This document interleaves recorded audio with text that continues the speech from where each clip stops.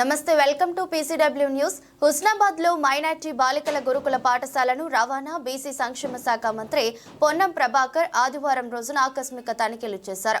ప్రభుత్వం 40% డైట్ ఛార్జీలు పెంచిన తర్వాత హాస్టళ్లలో అమలవుతున్న కామన్ డైట్ పై ఆరా తీశారు. ప్రభుత్వం డైట్ ఛార్జీలు పెంచిన తర్వాత తమకి నాణ్యమైన ఆహారం అందుతుందని, కామన్ డైట్ లో మంచి ఆహారాన్ని అందిస్తున్నారని ప్రభుత్వానికి విద్యార్థినులు కలిసి భోజనం చేశారు. మెన్యూలో ఎక్కడా ఇబ్బంది రావద్దని సిబ్బందిని ఆదేశించారు. విద్యార్థినుల ఆరోగ్య పరిస్థితిపై ఎప్పటికప్పుడు పరీక్షలు చేయాలని, కుటుంబాన్ని వదిలి వచ్చి దూరంగా చదువుకుంటున్న వారికి తల్లిదండ్రుల మాదిగా జాగ్రత్తగా చూసుకోవాలని సూచించారు. విద్యార్థినులు ఇంటర్మీడియట్ ఉన్న మైనార్టీ బాలికల గురుకుల పాఠశాలను డిగ్రీ వరకు అప్గ్రేడ్ చేయాలని కోరారు. వారికున్న పలు సమస్యలపై మంత్రి దృష్టికి తీసుకొచ్చారు. వెంటనే మైనార్టీ సంక్షేమ శాఖ స్పెషల్ సెక్రటరీ తాఫ్సీర్ ఇక్బాల్, ముఖ్యమంత్రి సెక్రటరీ షానవాజ్ కలిసి కాసింలతో విద్యార్థినులతో మాట్లాడించారు. విద్యార్థినులు చదువుల్లోనూ కాదు, క్రీడల్లోనూ, సైన్స్ ఇన్నోవేషన్లోనూ రాణించాలని ఇటీవల సీఎం కప్ లో అత్యుత్తమ ప్రతిభ కనపరిచిన బాలికలను అభినందించారు. ధరలు పెరిగినాయి, వాళ్లకు 40% పెంచిచ్చినాం.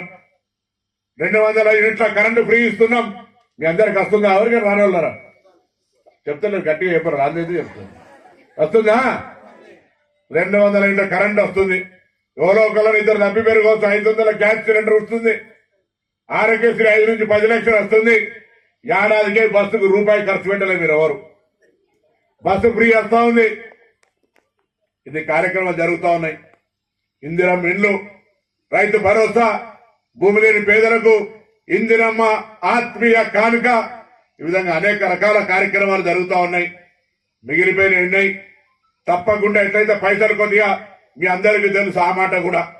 సరే, నేను పైన తప్పు పడతలే. ఎవరి ఆలోచన ప్రకారం వాళ్ళు గవర్నమెంట్ నడుపుతారు. గవర్నమెంట్ లో కొద్దిగా ఫైనాన్షియల్ గా కొంత ఇబ్బంది ఉన్నది. ఇంట్లో మీ అందరికి తెలుసు. కొత్త కోడలు రాగానే ఇల్లు నడపాలంటే ఇంట్లో ఉన్న ఆర్థిక పరిస్థితి చూసుకొని వచ్చిన అతిథికి భోజనం ఒక్క కూరతోటి పెట్టానా, మటన్ తోటి పెట్టానా, చికెన్ తోటి పెట్టానా, లేదా కంట్రీ చికెన్. ఇప్పుడు శివన్ అంటే కంట్రీ చికెన్ తింటాడు, లింగమూర్తి మటన్ తింటాడు, ఆయన వేరే ఇంకోటి తింటాడు. ఇట్లా అన్ని రకరకాలుగా ఉన్నటువంటి పరిస్థితులలో ఇంట్లో అదే తింటలేడు కాబట్టి చెప్పలేదు, తింటే చెప్పబోదునా. కాబట్టి అందరూ కూడా వాళ్ళ స్తోమత వాటి నడుపుతారు. సమర్థవంతంగా ప్రభుత్వాన్ని నడపడం కాంగ్రెస్ కు అనుభవం ఉంది కాబట్టి తప్పకుండా అందరు మంత్రులు అందరం కూడా ఇలా పొద్దున్న లేస్తే కష్టపడి ప్రజలకు ఏ విధంగా సేవ చేయాలని ఆలోచన చేస్తా ఉన్నాం. తప్పకుండా మిగతాకు సంబంధించి ఆలోచన చేస్తాం. కొత్త పెన్షన్లకు సంబంధించి, పెన్షన్లు పెంచడానికి సంబంధించి ఇట్లా అన్ని రకాల కార్యక్రమాలు చేస్తారు. మనం సన్న వడ్లకు 500 ఇచ్చినాం. వడ్ల పైసలు కొన్నాక 48 లేదా 3 రోజుల్లో పేమెంట్ చేయించినాం. ఈ విధంగా అనేక కార్యక్రమాలు జరుగుతూ ఉన్నాయి. తప్పకుండా భవిష్యత్తులో మీ అందరికి విశ్వాసం ఇస్తా ఉన్నాం. ఇది ప్రజల ప్రభుత్వం.